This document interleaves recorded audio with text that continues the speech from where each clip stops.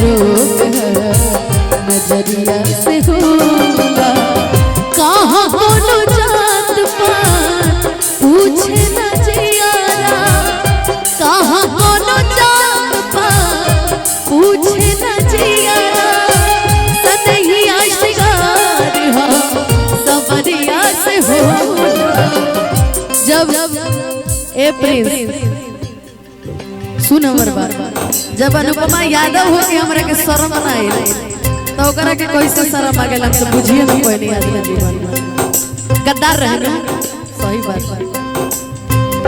ना कोनो हाथ ना बजरिया से होला, ना कोनो हाथ ना बजरिया से होला।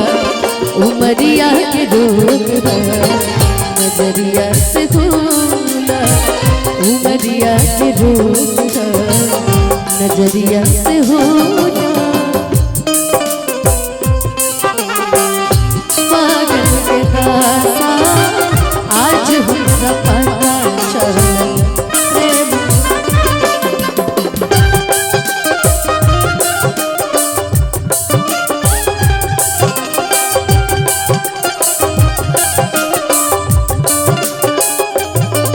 मर जा आज हरदी से मिटाइल पड़े अमर जाना।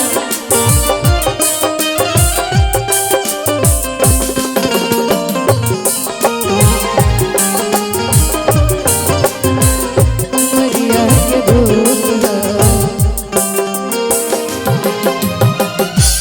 और गार्जियन की तरफ से बहुत सारा आशीर्वाद, बहुत सारा पुरस्कार। कुछ न कहबो हम मिटराएंगे, कुछ न कहबो प्यार के बीमारी नहीं दुश्मनों के नागे हो। प्यार के बीमारी नहीं दुश्मनों के नागे हो। ऐसे जुदाई के ना, ऐसे जुदाई के जहरिया पिया। प्यार के कुदू से न करिहा, प्यार के कुदू से न करिहा।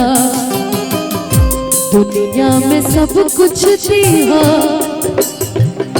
दुनिया में सब कुछ दीहा, दिल न दीहा। प्यार के कुदू से न करिहा, प्यार के कुदू से न करिहा, प्यार के कुदू से न करिहा, प्यार के कुदू से।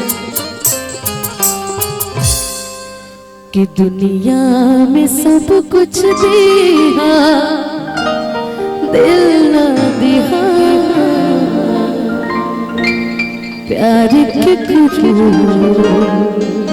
से न करिहा,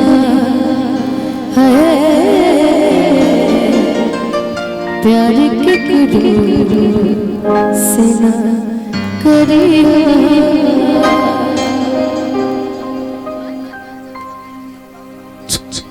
हेलो